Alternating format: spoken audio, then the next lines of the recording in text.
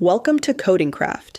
In this video, we'll walk through a Level 3 solution to Meta's boss fight puzzle, a deceptively simple problem that requires a clever optimization strategy.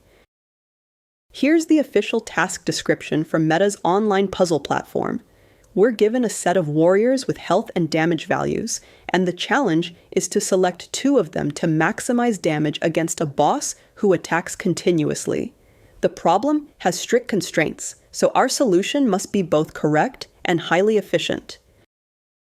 The number of warriors can go up to 500,000, so a brute force solution would be too slow. Instead, we use a smart, greedy strategy.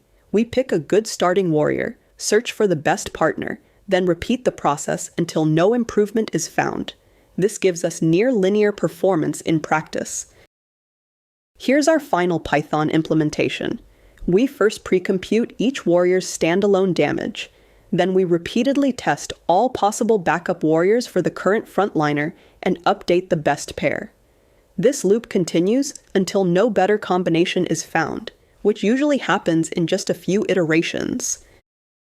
This solution avoids brute force and scales comfortably to the input limits.